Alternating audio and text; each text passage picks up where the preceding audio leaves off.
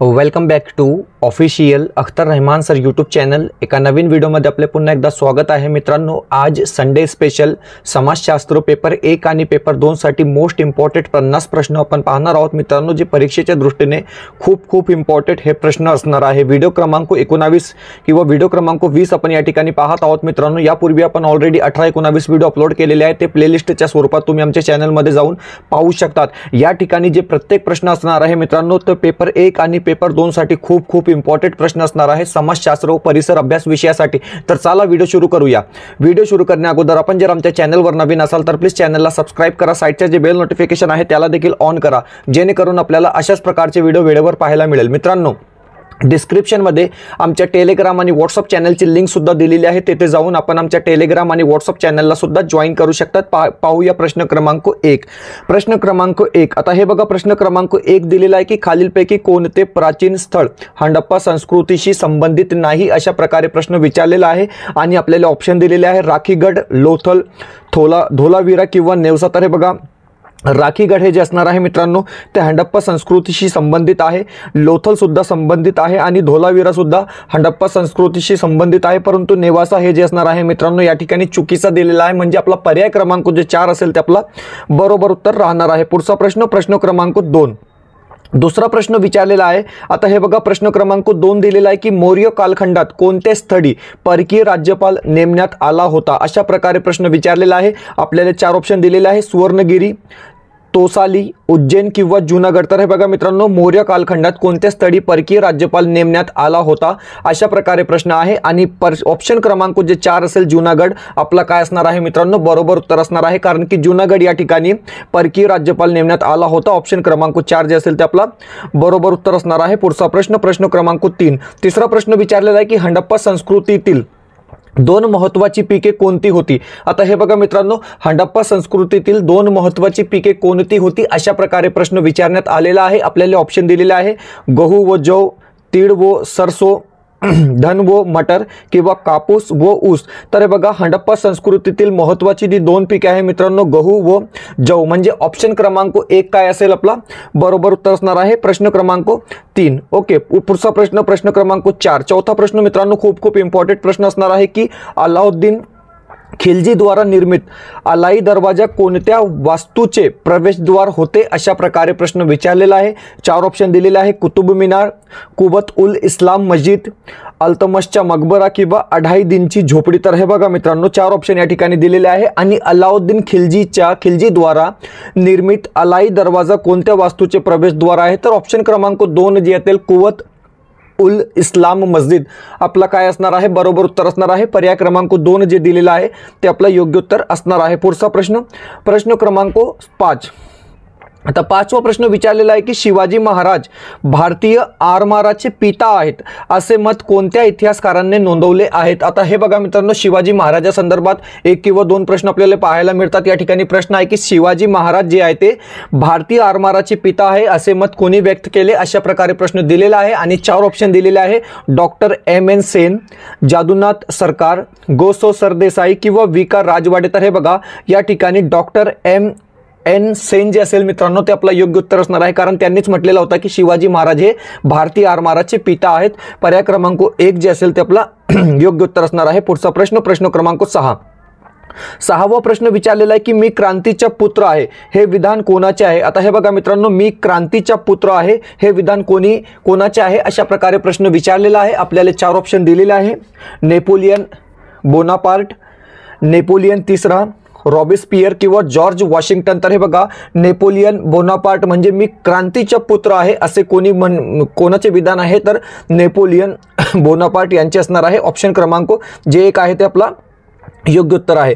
प्रश्न क्रमांक 7। 7वा प्रश्न विचारलेला आहे की कोणत्या संस्कृतीने लोकशाहीचे बीजारोपण केले। मोस्ट इम्पॉर्टंट प्रश्न आहे मित्रांनो की कोणत्या संस्कृतीने लोकशाहीचे बीजारोपण केलेले आहे, अशा प्रकारे प्रश्न दिलेला आहे। आपल्याला ऑप्शन दिलेले आहे, फ्रान्स, अमेरिका, ग्रीस किंवा इंग्लंड, अशा प्रकारे 4 ऑप्शन दिलेले आहे। आणि जो योग्य उत्तर असणार आहे मित्रांनो ते असणार आहे आपला ग्रीस म्हणजे एथेन्स। ऑप्शन क्रमांक जे 3 असेल ते आपला बरोबर उत्तर असणार आहे। प्रश्न क्रमांक 8, 8वा प्रश्न विचारलेला आहे की आदिवासी भिलांचा उठाव कोठे तीव्र स्वरूपात होता, अशा प्रकारे प्रश्न विचारलेला आहे। आपल्याला या ठिकाणी सुद्धा 4 ऑप्शन दिलेले आहे, खानदेश, नगर, कोल्हापूर किंवा सोलापूर। तर हे बघा मित्रांनो, आदिवासी भिलांचा जे उठाव कोठे तीव्र स्वरूपात होता अशा प्रकारे प्रश्न आहे आणि खानदेश काय असेल आपला योग्य उत्तर असणार आहे। खानदेश जे असेल मित्रांनो ते आपलं बरोबर उत्तर या ठिकाणी राहणार आहे। पुढचा प्रश्न, प्रश्न क्रमांक 9, 9वा प्रश्न विचारलेला आहे की पंडिता रमाबाईंना ब्रिटिश सरकारने कोणता किताब दिला होता, किताब किंवा किताब अशा प्रकारे तुम्ही समजू शकतात की रमाबाई रानडे यांना ब्रिटिश सरकार पंडिता रमाबाई यांना ब्रिटिश सरकारकडून कोणता किताब देण्यात आला होता। 4 ऑप्शन दिलेले आहे, केसर ए हिंद, सर राव बहादूर किंवा यापैकी नाही। तर हे बघा केसर ए हिंद काय असेल आपला योग्य उत्तर असणार आहे, कारण की पंडिता रमाबाई यांना ब्रिटिश सरकारकडून केसर ए हिंद हे किताब देण्यात आला होता, म्हणजे ऑप्शन क्रमांक जे 1 असेल ते आपला बरोबर उत्तर असणार आहे। पुढचा प्रश्न, प्रश्न क्रमांक 10, 10वा प्रश्न विचारलेला आहे की एक प्रकाश वर्ष म्हणजे काय, अशा प्रकारे प्रश्न विचारलेला आहे मित्रांनो। आपल्याला ऑप्शन दिलेले आहे 3 लाख किलोमीटर, आता त्यानंतर 9,48,080 कोटी किमी अंतर आणि एका वर्षात सूर्यापासून मिळालेले प्रकाश किंवा एका वर्षात चंद्रापासून मिळालेले प्रकाश। तर हे बघा ऑप्शन क्रमांक जे 2 असेल 1 लाख वर्ष म्हणजे काय, तर ऑप्शन क्रमांक 2 म्हणजे 9,48,080 कोटी किमी अंतर आपला काय असेल बरोबर उत्तर असणार आहे। पुढचा प्रश्न, प्रश्न क्रमांक 11, 11वा प्रश्न दिलेला आहे की कोणती समुद्रध्वनी अंदमान व जावा समुद्र यांना जोडते। मित्रांनो खूप इम्पॉर्टंट प्रश्न आहे, 2-3 वेळा परीक्षेत हा प्रश्न पेपर 1 आणि पेपर 2 मध्ये विचारला गेलेला प्रश्न आहे की कोणती समुद्रध्वनी अंदमान व जावा समुद्र यांना जोडते। ऑप्शन दिलेले आहे मलक्का, पाल्क, मॉगलेन किंवा जिब्राल्टर अशा प्रकारे 4 ऑप्शन दिलेले आहे आणि योग्य जे उत्तर असणार आहे ते असणार आहे मलक्का समुद्र यांना जोडते, म्हणजे मलक्का जे समुद्रध्वनी आहे ते अंदमान व जावा समुद्र यांना जोडते। ऑप्शन क्रमांक जे 1 असेल ते आपला काय असणार आहे योग्य उत्तर असणार आहे, पर्याय क्रमांक 1 इज अ राईट आन्सर। पुढचा प्रश्न, प्रश्न क्रमांक 12 दिलेला आहे की सागरी अवसाद म्हणजे काय। आता हे बघा सागरी अवसाद म्हणजे काय अशा प्रकारे प्रश्न विचारलेला आहे। आपल्याला ऑप्शन दिलेले आहे भूखंडाची सीमा, अतिखोल तीव्र उताराचे भागरी रूप, मृदू चिखल किंवा दगड गोटे वाळू यांचे संचयन। तर हे बघा इम्पॉर्टंट प्रश्न आहे की सागरी अवसाद म्हणजे काय, तर सागरी अवसाद म्हणजे दगड गोटे वाळू यांचे संचयन। ऑप्शन क्रमांक जे 4 दिलेला आहे ते काय असणार आहे आपला योग्य उत्तर असणार आहे। पुढचा प्रश्न, प्रश्न क्रमांक 13, 13वा प्रश्न विचारलेला आहे की वाहतूक व संदेश वहन हे कोणत्या वर्गातील व्यवसाय आहेत। हे बघा मित्रांनो, प्राथमिक व्यवसाय, द्वितीय व्यवसाय, तृतीय व्यवसाय या संदर्भात प्रत्येक वेळी एक प्रश्न फिक्स आहे, प्रत्येक परीक्षेमध्ये एक प्रश्न फिक्स आहे। या ठिकाणी वाहतूक व संदेश वहन हे कोणत्या वर्गातील व्यवसाय आहे, तर हे बघा वाहतूक व संदेश वहन हे म्हणजे सुविधा पुरविणारे व्यवसाय असणार आहे, म्हणून सुविधा पुरविणारे व्यवसाय असल्यामुळे ऑप्शन क्रमांक 1 काय असेल आपला तृतीय व्यवसाय बरोबर उत्तर असणार आहे, कारण की वाहतूक व संदेश वहन हे कोणत्या वर्गातील व्यवसाय आहेत, तर ऑप्शन क्रमांक 1 काय असेल आपला योग्य उत्तर असणार आहे। पुढचा प्रश्न, प्रश्न क्रमांक 14, 14वा प्रश्न विचारलेला आहे की मध्य अमेरिकेच्या दक्षिण भागात कोणता कालवा आहे। हा प्रश्न सुद्धा खूप इम्पॉर्टंट आहे मित्रांनो, की मध्य अमेरिकेच्या दक्षिण भागात कोणता कालवा आहे अशा प्रकारे प्रश्न विचारलेला आहे। आपल्याला ऑप्शन दिलेले आहे कील कालवा, मेक्सिको कालवा, सुवेज कालवा किंवा पनामा कालवा। तर हे बघा मित्रांनो पनामा कालवा काय असणार आहे आपला योग्य उत्तर असणार आहे, कारण की मध्य अमेरिकेच्या दक्षिण भागात कोणता कालवा आहे, तर पनामा कालवा आहे, हे तुम्ही समजून घ्या। पुढचा प्रश्न, प्रश्न क्रमांक 15, 15वा प्रश्न दिलेला आहे की ऑडिच पर्वतामध्ये कोणत्या नदीचा उगम होतो। आता हे बघा मित्रांनो ऑडिच पर्वत संदर्भात प्रश्न विचारलेला आहे की ऑडिच पर्वतामध्ये कोणत्या नदीचा उगम होतो अशा प्रकारे प्रश्न आहे। आपल्याला ऑप्शन दिलेला आहे पराना,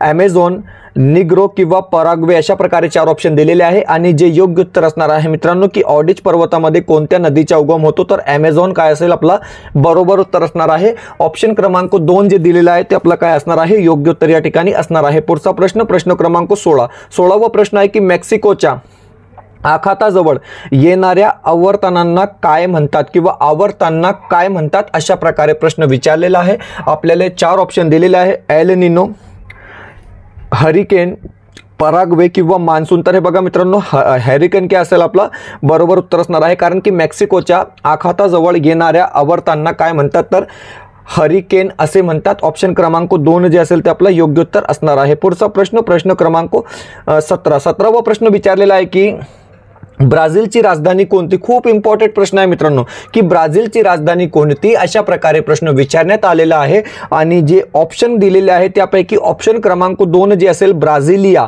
ब्राझिलिया हे काय असणार आहे मित्रांनो? ब्राझीलची राजधानी असणार आहे. ऑप्शन क्रमांक 2 काय असेल आपला बरोबर उत्तर राहणार आहे. पुढचा प्रश्न क्रमांक 18. 18वा प्रश्न सुद्धा यापूर्वी परीक्षेत विचारला गेलेला प्रश्न आहे. 2 वेळा हा प्रश्न विचारला गेलेला आहे की औरंगाबाद जिल्ह्यातील पैठण ही डॅश डॅशची राजधानी होती, असा प्रश्न आहे. 4 ऑप्शन दिलेले आहे. चालुक्य, शालिवाहन, सिल्हारा किंवा राष्ट्रकूट. तर हे बघा मित्रांनो, औरंगाबाद जिल्ह्यातील पैठण ही डॅश डॅशची राजधानी होती. शालिवाहन काय असणार आहे? आपला योग्य उत्तर असणार आहे. पर्याय क्रमांक 2 जे असेल ते आपला काय राहणार आहे? बरोबर उत्तर या ठिकाणी राहणार आहे. ऑप्शन क्रमांक 2. पुढचा प्रश्न क्रमांक 19. 19वा प्रश्न दिलेला आहे की महाराष्ट्रातील भूगर्भातील जलविद्युत प्रकल्प म्हणून डॅश डॅश प्रकल्प ओळखला जातो, अशा प्रकारे प्रश्न विचारलेला आहे. हे सगळे प्रश्न मित्रांनो भूगोल विषयाशी संबंधित असणार आहे, जे तुम्हाला पेपर 1 आणि पेपर 2 साठी खूप इम्पॉर्टंट राहणार आहे. महाराष्ट्रातील भूगर्भातील जलविद्युत प्रकल्प म्हणून डॅश डॅश प्रकल्प ओळखला जातो. ऑप्शन दिलेला आहे टाटाभीर, तिलारी, कोयना किंवा पैठण. तर हे बघा मित्रांनो, कोयना काय असेल आपलं योग्य उत्तर असणार आहे, कारण की महाराष्ट्रातील भूगर्भातील जलविद्युत प्रकल्प म्हणून कोयना प्रकल्प ओळखला जातो. ऑप्शन क्रमांक जे 3 असेल ते आपलं काय असणार आहे? बरोबर उत्तर असणार आहे. पुढचा प्रश्न क्रमांक 20. 20वा प्रश्न विचारलेला आहे की डॅश डॅश वस्त्या भौगोलिक घटकांच्या जास्तीत जास्त लाभ उठवू शकतात. इम्पॉर्टंट प्रश्न आहे. 4 ऑप्शन दिलेले आहे. अपखंडित वस्त्या, विखुरलेल्या वस्त्या, केंद्रित वस्त्या किंवा संमिश्र वस्त्या, अशा प्रकारे आपल्याला काय आहे मित्रांनो 4 ऑप्शन दिलेले आहे. आणि लक्षात ठेवा की जे केंद्रित वस्त्या असतात मित्रांनो ते भौगोलिक घटकांच्या जास्तीत जास्त लाभ उठवू शकतात. म्हणजे आपल्या या ठिकाणी पर्याय क्रमांक 2 काय राहणार आहे? बरोबर उत्तर असणार आहे. मित्रांनो, व्हिडिओ आवडत असेल तर प्लीज व्हिडिओला लाईक करा. आपण जर आमच्या चॅनलवर नवीन असाल तर प्लीज चॅनलला सबस्क्राईब करा. डिस्क्रिप्शनमध्ये आमच्या टेलिग्राम आणि व्हॉट्सअप चॅनलची लिंक सुद्धा दिलेली आहे, तेथे जाऊन आपण आमच्या टेलिग्राम आणि व्हॉट्सअप चॅनलला सुद्धा जॉईन करू शकता. जर तुम्हाला आमच्या चॅनलची मेंबरशिप हवी असेल तर मित्रांनो फक्त जॉईन बटनला जॉईन करून आपण ही मेंबरशिप घेऊ शकतात. व्हिडिओला प्लीज लाईक करा. पाहूया प्रश्न क्रमांक 21. 21वा प्रश्न. या अगोदर हे बघा मित्रांनो, तुमच्यासाठी एक विशेष ऑफर या ठिकाणी आपण ॲड केलेला आहे. हे बघा, महा TET बेस्ट ऑफर तुमच्यासाठी आपण मित्रांनो या ठिकाणी आणला आहोत की तुम्हाला फक्त आणि फक्त 499 मध्ये हिंदी प्रश्नसंच 1 भेटणार आहे. हिंदी प्रश्नसंच म्हणजे हिंदी क्वेश्चन सेट 2 भेटणार आहे. त्यासोबत बालमानसशास्त्र व अध्यापनशास्त्र पेपर 1 आणि पेपर 2 साठी जे एकत्र क्वेश्चन सेट आपण तयार केलेला आहे मित्रांनो, ते 10 प्रश्नपत्रिका तुम्हाला भेटणार आहे. हिंदीची नोट्स सुद्धा तुम्हाला भेटणार आहे, जे तुम्हाला दोघी पेपरसाठी उपयुक्त असणार आहे. आणि समाजशास्त्र विषयाचे 300 प्रश्न, जवळपास 300+ प्रश्न आपण काय आहे मित्रांनो या ठिकाणी देत आहोत. आणि ऑनली जे प्राइस आहे ते फक्त 499 आहे. म्हणजे परीक्षेच्या दृष्टीने खूप इम्पॉर्टंट प्रश्न आहे मित्रांनो, कारण की या ठिकाणी जे आपण ॲड केलेलं आहे, जे आपण या ठिकाणी सेल करत आहोत मित्रांनो, हिंदी विषय असो, बालमानसशास्त्र असो, इतिहास विषय असो, समाजशास्त्र, म्हणजे एक इम्पॉर्टंट पॉईंट आपण काय आहे मित्रांनो या ठिकाणी ॲड केलेला आहे. आणि असे प्रश्न तुम्हाला परीक्षेत उपयोगी पडणार आहे. परीक्षेला जवळपास 27 दिवस बाकी आहे. तर स्क्रीनवर दिलेल्या नंबरवर कॉन्टॅक्ट करून तुम्ही मित्रांनो हे परचेस करू शकता. ते स्पेशल ऑफर तुमच्यासाठी हे असणार आहे. ओनली 499 मध्ये तुम्हाला हे सगळं काही भेटणार आहे मित्रांनो. आणि जर तुम्हाला वेगवेगळे परचेस करायचे असेल तर 199 मध्ये तुम्हाला हिंदीचे क्वेश्चन सेट आणि हिंदीची नोट्स पाहिजे मित्रांनो, तर 299 मध्ये आपल्याला Hindi question set with Hindi notes भेटणार आहे. कोणत्याही एका पेपरसाठी हे तुम्ही समजून घ्या. काही टर्म अँड कंडिशन आहे ते व्हॉट्सअपमध्ये तुम्हाला सांगितले जाईल मित्रांनो. या नंबरवर व्हॉट्सअप करून तुम्ही अधिक माहिती या संदर्भात घेऊ शकतात. पाहूया पुढचा प्रश्न क्रमांक 22. 22वा प्रश्न दिलेला आहे की हे बघा, भारतामध्ये डॅश डॅश हे महत्त्वपूर्ण औद्योगिकदृष्ट्या विकसित राज्य आहे. सोपा प्रश्न आहे. कोणतं राज्य विकसित आहे औद्योगिकदृष्ट्या? तर महाराष्ट्र. ऑप्शन क्रमांक 2 जे असेल मित्रांनो ते आपला काय असणार आहे? बरोबर उत्तर असणार आहे. पुढचा प्रश्न क्रमांक 22. राज्यशास्त्र विषयाचे काही प्रश्न पाहून घेऊया. 22वा प्रश्न आहे की निवडणुकीचे तत्व भारताच्या डॅश डॅश या सर्वोच्च पदासाठी सुद्धा लागू आहे. तर हे बघा मित्रांनो, निवडणुकीचे जे तत्व आहे ते भारताच्या सर्वोच्च पदासाठी, म्हणजे सर्वोच्च पद कोणता? तर राष्ट्रपती. ते राष्ट्रपतीसाठी सुद्धा लागू आहे. म्हणजे ऑप्शन क्रमांक 2 काय असेल आपला योग्य उत्तर असणार आहे. पर्याय क्रमांक 2 जे असेल ते आपला बरोबर उत्तर असणार आहे. प्रश्न क्रमांक 23. 23वा प्रश्न विचारलेला आहे की विधान परिषदेचे कामकाज डॅश डॅश देखरेखा खाली चालते. आता हे बघा मित्रांनो, विधान परिषदेसंदर्भात प्रश्न आहे की विधान परिषदेचे जे कामकाज आहे ते डॅश डॅशच्या देखरेखीखाली चालते. 4 ऑप्शन दिलेले आहे. अध्यक्षांच्या, मुख्यमंत्र्यांच्या, सभापतींच्या किंवा उपमुख्यमंत्र्यांच्या. तर हे बघा मित्रांनो, सभापती काय असेल आपला बरोबर उत्तर असणार आहे, कारण की विधान परिषदेचे जे कामकाज आहे ते सभापतीच्या देखरेखाखाली चालते. ऑप्शन क्रमांक जे सी आहे ते आपला काय असणार आहे, बरोबर उत्तर असणार आहे, पर्याय क्रमांक 3. प्रश्न क्रमांक 24वा प्रश्न विचारलेला आहे की डॅश डॅश हा प्राणी हिमालय पर्वतीय क्षेत्रात आढळतो. तर कोणता प्राणी जे आहे ते हिमालय पर्वतीय क्षेत्रात आढळतो मित्रांनो. आपल्याला 4 ऑप्शन दिलेले आहे, सांबर, सिंह, कस्तुरी मृग किंवा कोल्हा. तर हे बघा कस्तुरी मृग काय असेल मित्रांनो, आपला योग्य उत्तर असणार आहे, कारण की कस्तुरी मृग हा प्राणी जे आहे ते हिमालय पर्वतीय क्षेत्रात आढळतो. ऑप्शन क्रमांक जे 3 असेल ते आपलं योग्य उत्तर असणार आहे. पुढचा प्रश्न क्रमांक 25वा प्रश्न दिलेला आहे मित्रांनो. 2-3 वेळा परीक्षेत विचारला गेलेला प्रश्न आहे. सोपा प्रश्न असला तरी म्हणजे इम्पॉर्टंट प्रश्न आहे, कारण की अशा प्रकारे म्हणजे 10 प्रश्न तुम्हाला पेपर 1 आणि पेपर 2 मध्ये अतिशय सोपे प्रश्न विचारले जातात. तुम्ही परिसर अभ्यास पहा किंवा म्हणजे SSTच्या सेक्शन पहा, समाजशास्त्र विषयाचा हा प्रश्न तुम्हाला सीटेट मध्ये सुद्धा कित्येक वेळा विचारला गेलेला आहे की मानवी वस्ती नसलेला खंड कोणता. तर हे बघा मित्रांनो, मानवी वस्ती नसलेला खंड म्हणजे कोणता, तर अंटार्क्टिका. ऑप्शन क्रमांक जे 2 असेल, ऑप्शन क्रमांक जे 3 असेल ते आपला काय असणार आहे, योग्य उत्तर असणार आहे. पर्याय क्रमांक 3 इज अ राईट आन्सर. पुढचा प्रश्न क्रमांक 26वा प्रश्न दिलेला आहे की 5° उत्तर व 5° दक्षिण अक्षरवृत्ता दरम्यान डॅश डॅश दाबाचा पट्टा आहे. 2 वेळा परीक्षेत प्रश्न विचारला गेलेला आहे की 5° उत्तर व 5° दक्षिण अक्षरवृत्ता दरम्यान डॅश डॅश दाबाचा पट्टा निर्माण होतो. 4 ऑप्शन दिलेले आहे, विषुववृत्तीय कमी दाबाचा पट्टा, ध्रुवीय जास्त दाबाचा पट्टा,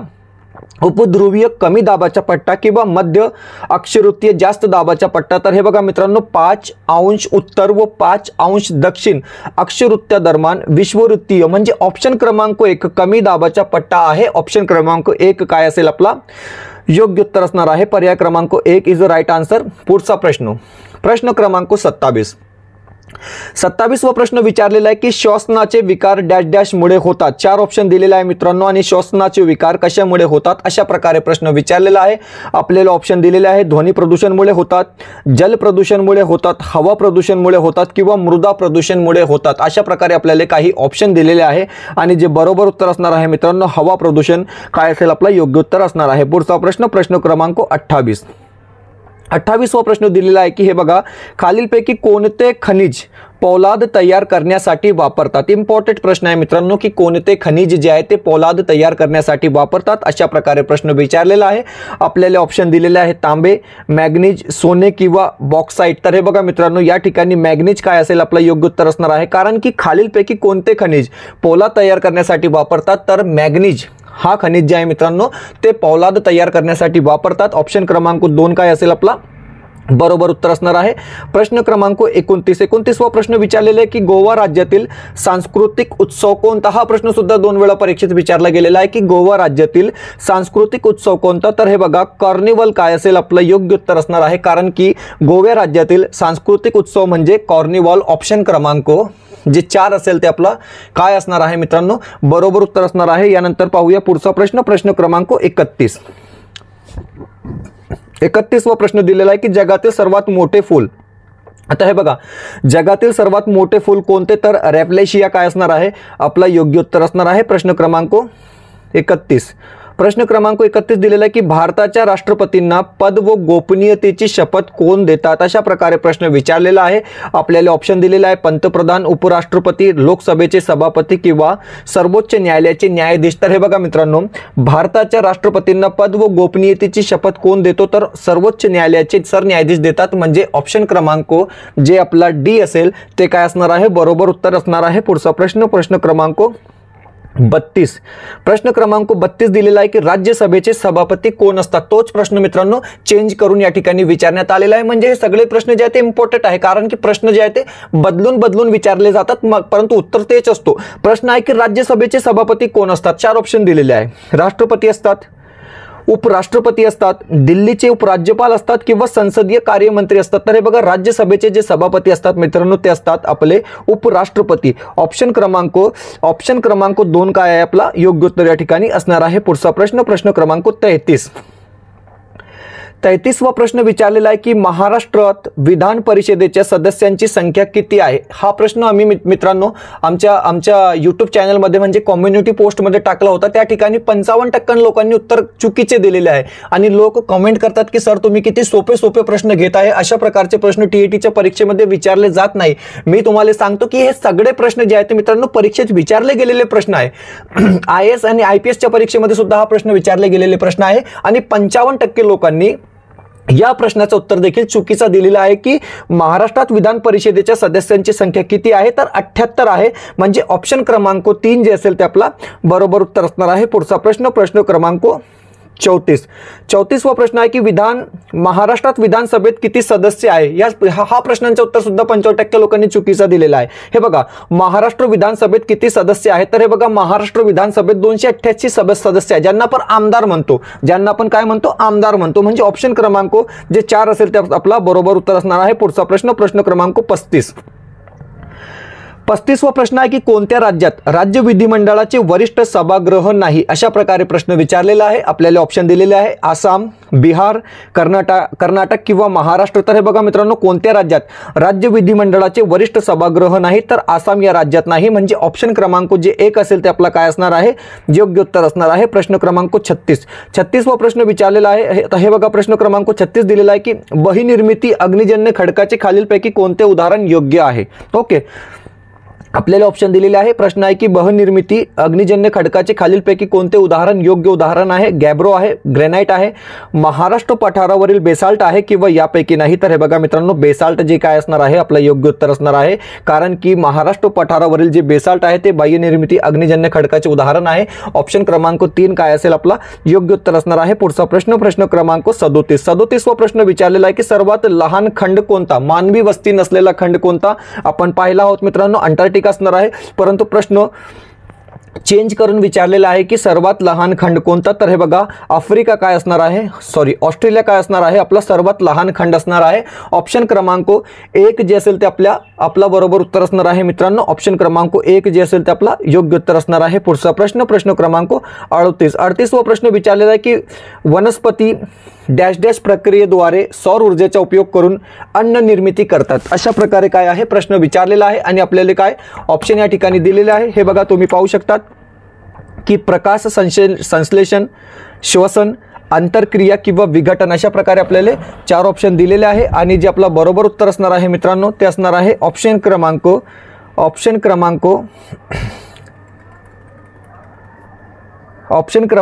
1 प्रकाश संश्लेषण, हे काय असेल आपला योग्य उत्तर असणार आहे पर्याय क्रमांक 1। पुढचा प्रश्न क्रमांक 39वा प्रश्न दिलेला आहे की खरीप हंगामाची पेरणी सर्वसाधारणपणे डॅश डॅश महिन्यात येते। तर हे बघा 4 ऑप्शन दिलेले आहे आणि जून काय असेल आपला योग्य उत्तर असणार आहे। पुढचा प्रश्न क्रमांक 40वा प्रश्न विचारलेला आहे की कापूस या पिकासाठी ही जमीन उत्तम प्रतीची मानली जाते। आता हे बघा मित्रांनो कापूस या पिकासाठी कोणती जी जमीन आहे ते उत्तम प्रतीची मानली जाते, अशा प्रकारे प्रश्न आहे। काळी जमीन, तांबडी जमीन, मुरमाड जमीन किंवा रेतमाड जमीन। तर हे बघा मित्रांनो कापूस या पिकासाठी काळी जमीन हे काय आहे उत्तम प्रतीची मानली जाते। म्हणजे ऑप्शन क्रमांक जे 1 असेल ते आपला काय असणार आहे योग्य उत्तर असणार आहे। मित्रांनो व्हिडिओ आवडत असेल तर प्लीज व्हिडिओला लाईक करा।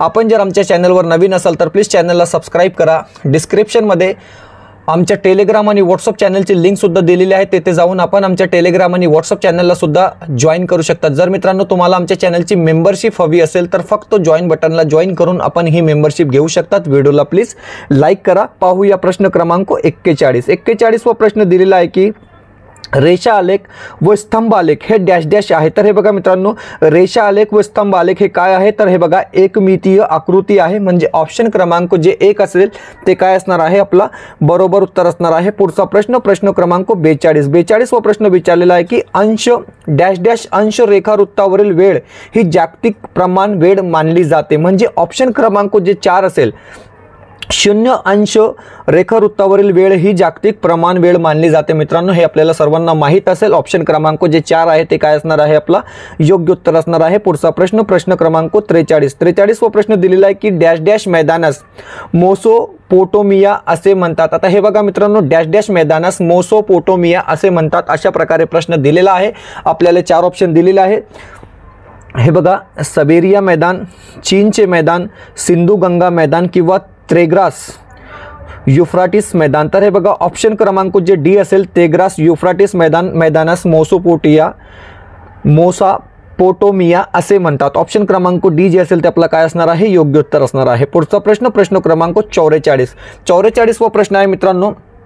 यापैकी कित्येक प्रश्न तुम्हाला 23 नोव्हेंबर 2025च्या परीक्षेमध्ये पाहायला मिळेल मित्रांनो. जवळपास 5-7 प्रश्न नक्की तुम्हाला या व्हिडिओमध्ये आपण जे प्रश्न घेत आहात ते प्रश्न तुम्हाला परीक्षेत 100% 5 ते 7 प्रश्न मित्रांनो पाहायला मिळणार आहे. इजिप्तमधील सिनाई पर्वतरांगेत सर्वात उंच शिखर कोणते आहे, अशा प्रकारे प्रश्न विचारलेला आहे. आणि लक्षात ठेवा की इजिप्तमधील सिनाई पर्वतरांगेत जे सर्वात उंच शिखर असणार आहे मित्रांनो ते असणार आहे कॅटरीना, माउंट कॅटरीन काय असेल आपला योग्य उत्तर असणार आहे. पुढचा प्रश्न, प्रश्न क्रमांक 45 वा प्रश्न दिलेला आहे की लोक स्वतःचे राहणीमान उंचावणे, उच्च शिक्षण घेणे आणि रोजगार यांच्या शोधात स्थलांतर करतात. यास डॅश डॅश स्थलांतर असे म्हणतात. सोपा प्रश्न आहे. ग्रामीण ते नागरी. ऑप्शन क्रमांक 2 काय आहे मित्रांनो, आपला योग्य उत्तर असणार आहे. पुढचा प्रश्न, प्रश्न क्रमांक 46 क्वेश्चन नंबर 46 विचारलेला आहे की भारताच्या सरनाम्यानुसार सत्तेचे उगमस्थान डॅश डॅश हे असतात.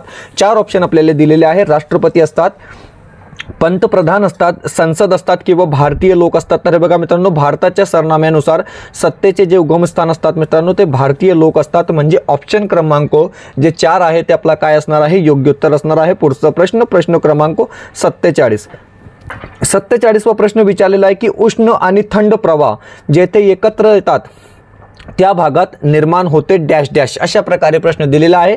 आणि दाट धुके, ढग, गारा आणि हिम अशा प्रकारे 4 ऑप्शन दिलेले आहेत. तर हे बघा, उष्ण आणि थंड प्रवाह जेथे एकत्र येतात त्या भागात निर्माण होते दाट धुके. ऑप्शन क्रमांक जे 1 असेल ते काय असणार आहे, आपला बरोबर उत्तर असणार आहे. पुढचा प्रश्न, प्रश्न क्रमांक 48 वा प्रश्न विचारलेला आहे की एखाद्या स्थानिक किंवा प्रादेशिक पातळीवरील वस्तू जागतिक पातळीवर उपलब्ध करून देणे म्हणजे काय होय, अशा प्रकारे प्रश्न विचारलेला आहे. आपल्याला ऑप्शन दिलेले आहे खाजगीकरण, औद्योगिकरण, जागतिकीकरण किंवा स्थानिकीकरण. तर हे बघा मित्रांनो, स्थानिक किंवा प्रादेशिक पातळीवरून वस्तू जागतिक पातळीवर उपलब्ध करून देणे म्हणजे जागतिकीकरण होय. ऑप्शन क्रमांक जे 3 असेल ते काय असणार आहे, आपला बरोबर उत्तर असणार आहे. ऑप्शन क्रमांक 3 जे असेल ते आपला काय असणार आहे, योग्य उत्तर असणार आहे. पुढचा प्रश्न, प्रश्न क्रमांक 49 वा प्रश्न विचारलेला आहे मित्रांनो की केवळ पावसाच्या पाण्यावर केल्या जाणाऱ्या शेतीला डॅश डॅश म्हणतात. हे बघा मित्रांनो, सोपा प्रश्न आहे की केवळ पावसाच्या पाण्यावर केल्या जाणाऱ्या शेतीला आपण काय म्हणतो, जिरायती शेती म्हणतो. म्हणजे ऑप्शन क्रमांक जे 2 असेल ते काय असणार आहे, आपला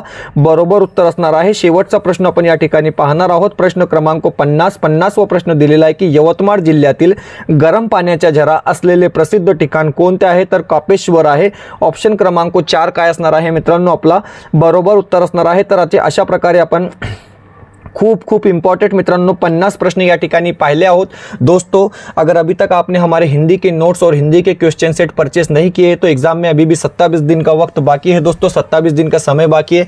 आज ही आप इसको परचेस करके दोस्तों जो है अपनी पढ़ाई शुरू कर सकते हैं. और हम आपको बताएंगे दोस्तों कि अभी भी अगर आप इसको पढ़ लेंगे दोस्तों तो 20 आप फिक्स है हिंदी में, क्योंकि हिंदी में जो है दोस्तों इस बार हमारे बच्चे 25 क्रॉस करने जा रहे हैं. स्क्रीन पर जो नंबर दिखा है दोस्तों उस नंबर पे कांटेक्ट कर आप क्या है इसको ऑनलाइन परचेस कर सकते हैं. और ये जो क्वेश्चन सेट है दोस्तों ये परीक्षा की दृष्टि से इतने इंपॉर्टेंट है मैं आपको बता नहीं सकता दोस्तों, क्योंकि इसी प्रकार के प्रश्न क्या है आपको परीक्षा में पूछे जाएंगे दोस्तों. बिल्कुल प्रश्न जो है जैसे के वैसे आपको देखने के लिए मिलेंगे. तो मैं आपको बता रहा हूँ, अगर आपका हिंदी माध्यम है दोस्तों और अगर आपने भाषा 1 हिंदी ली है, भाषा 2 मराठी ली है दोस्तों, तो हिंदी के लिए ये क्वेश्चन सेट बहुत ज़्यादा इंपॉर्टेंट होने वाले हैं, क्योंकि एक प्रश्न जो है आपको यहाँ से पूछा जाएगा. एक प्रश्न जो है दोस्तों परीक्षा में आपको यहां से पूछा जाएगा. इसके बाहर का कुछ भी आपको जो है दोस्तों परीक्षा में देखने के लिए नहीं मिलेगा. इसके बारे में और एक अधिक मालूमात मैं आपको बता दूं दोस्तों कि देखिए हजारों विद्यार्थियों ने हमारे हिंदी के नोट्स और हिंदी के क्वेश्चन सेट्स पर पहले ही खरीद लिए हैं और उनके हिंदी के मार्क्स में ज़बरदस्त बढ़ोतरी देखने को मिली है दोस्तों.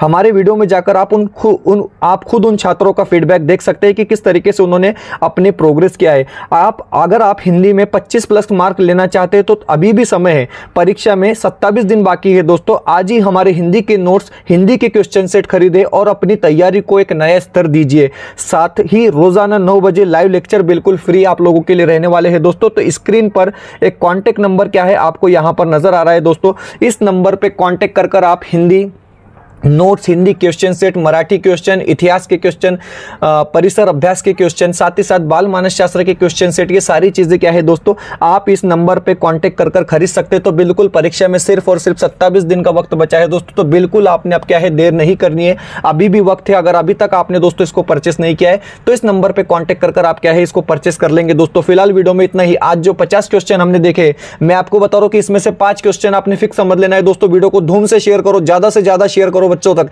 क्योंकि सब बच्चे जो है दोस्तों इस बार हमारे पास होने चाहिए। मिलते हैं नए वीडियो में बेहतर अपडेट के साथ।